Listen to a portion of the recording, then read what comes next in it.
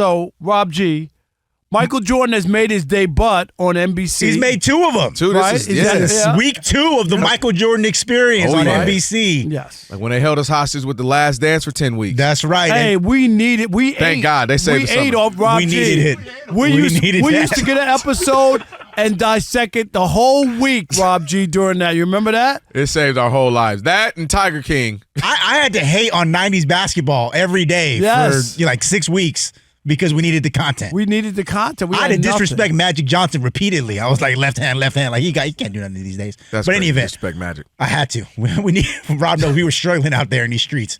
That was a wild time. Michael Jordan, week 2 of the NBC Experience. Jordan. And this week's topic was about load management. Here's what his airness had to say on the subject. Take a listen. What do you think of when you hear the term load management thrown around? It shouldn't be needed, first and foremost. You know, I never wanted to miss a game because it was an opportunity to prove. It was something that I felt like, you know, the fans are there to watch me play. I want to impress that guy way up on top who probably worked his ass off to get a ticket or to get money to buy the ticket. You have a duty that if they're wanting to see you, and as an entertainer, I want to show, right? Now, that's all straight on. Yeah. It is. And he was like that. Without a doubt. Always talked about that, like, somebody came to see me play today, and they paid their money, and a lot of guys, the money's so big now, they don't think that they owe anybody anything. Dude, they really don't. Look what I wrote.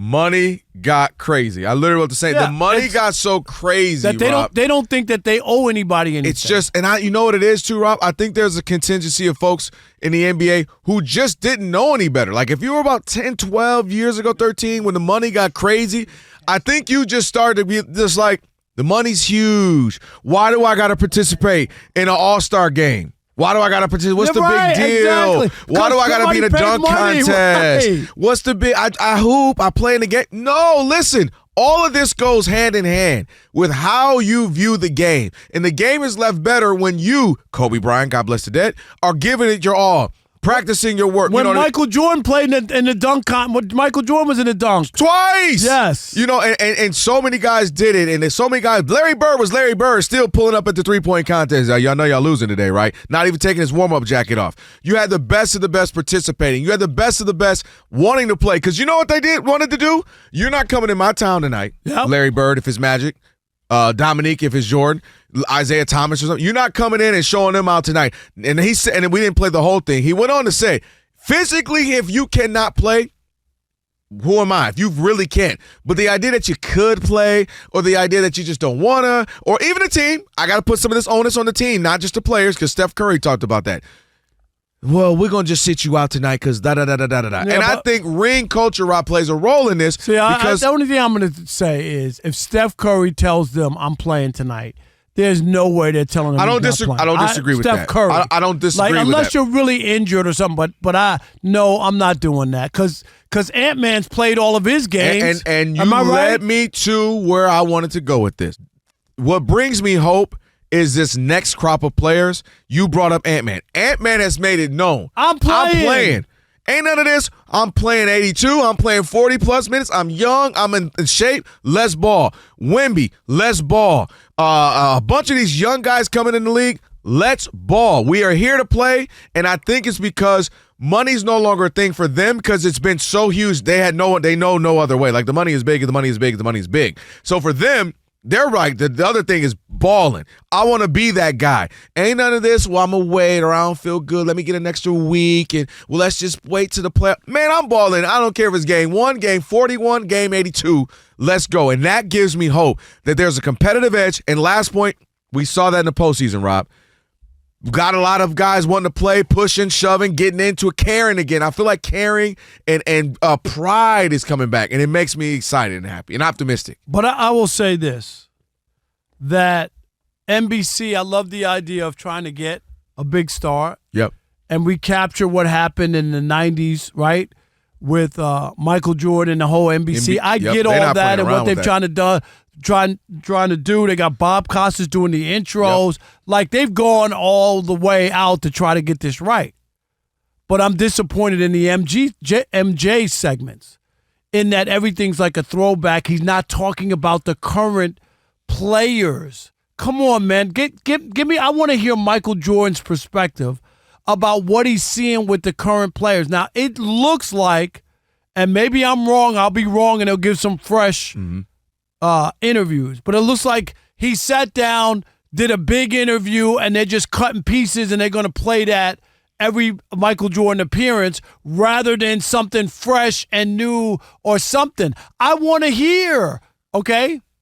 Now, Michael Jordan was involved in, was there some gambling or whatever? Let me tell Mike, you what you wasn't going to hear. No, I know you weren't going to hear it, Let me tell you what you but it wasn't would have gonna been hear. interesting to hear. It would have been, actually. Like Mike, when you played, the idea of gambling being legal, just the thought of that. Do you think that? Do you know? Listen, that's a great point, Rob. Like honestly. there's some questions there that I would like to hear what he thinks and how that would have changed anything. That's a great point. And what I hope doesn't happen is what you just said, that they don't sit down with him once a month. Or maybe they did it already. I don't know. Touché You know that. what I'm saying? But you sit down with him once a month, and you and I do TV every day. You do TV all the time.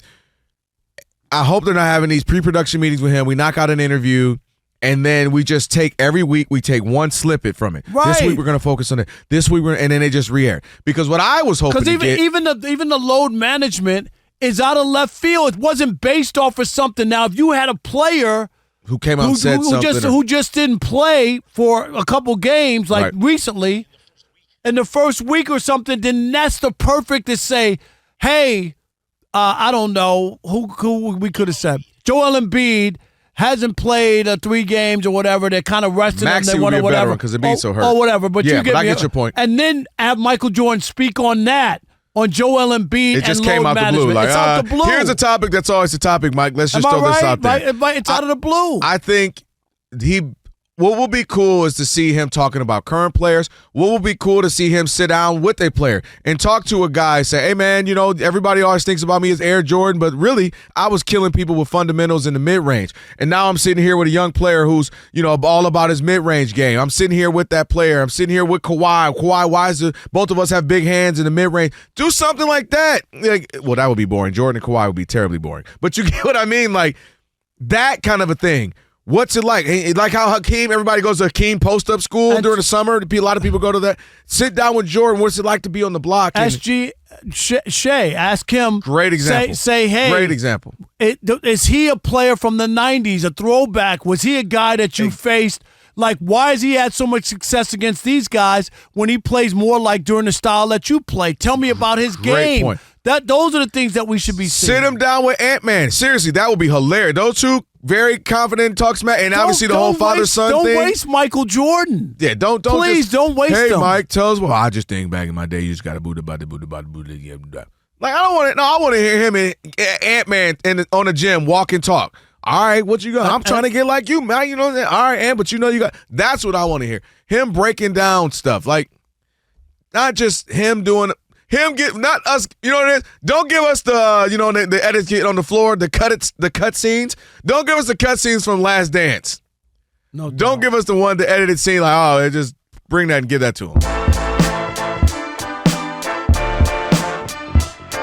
All right, Rob, so they're watching us right now, which means another thing they can do is what? They can subscribe. All you got to do is hit that button, subscribe to The Odd Couple for some of the best sports talk content in the nation. Facts, and while you're at it, they can like, they can comment, they can share, do all that for us. We appreciate it. Just do all that right up in here.